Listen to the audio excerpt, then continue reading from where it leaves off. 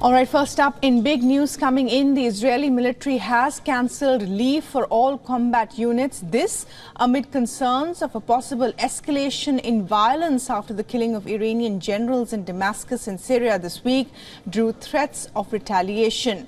Tel Aviv residents say that GPS services have been disrupted, an apparent measure meant to ward off guided missiles. The military has drafted reserve forces to boost aerial defenses.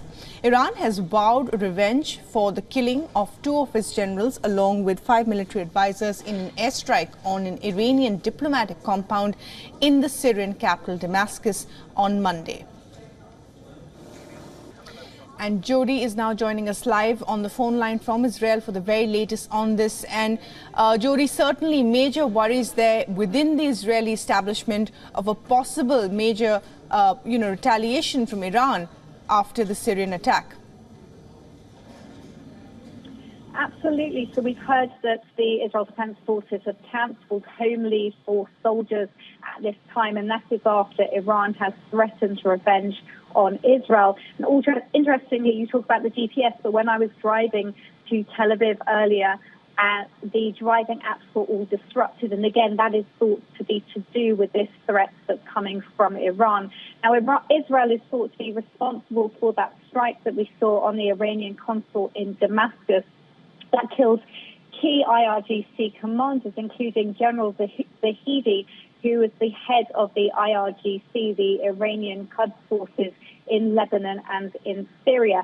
Now, Israel's not claimed responsibility for that attack, but we do know that the strike came after the Israeli spokesperson said that Israel felt that an Iranian drone was responsible for an attack that hit an Israeli naval base building in Eilat in the south of the country.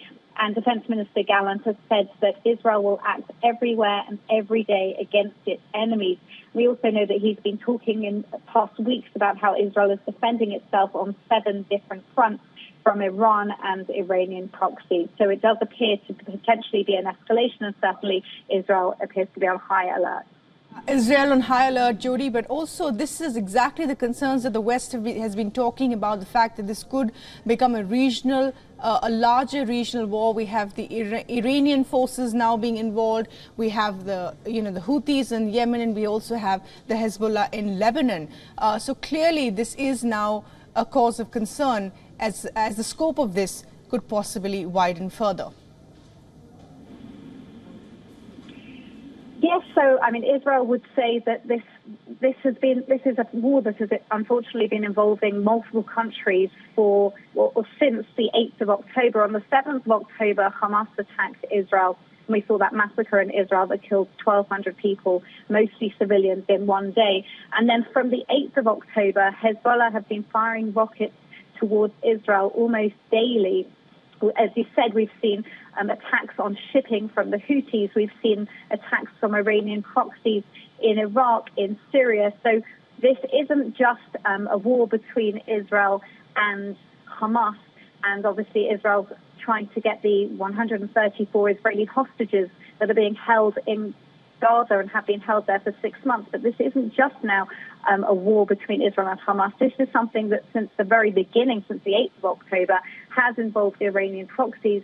And as you said, it seems to appear to be that Iran is now but more directly becoming involved as well. So it does appear to be an escalation, but one that has been brewing since the 8th of October, the day after Hamas's attack on Israel on the 7th of October.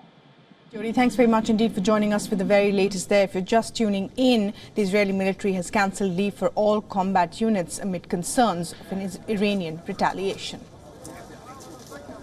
For all the latest news, download the WION app and subscribe to our YouTube channel.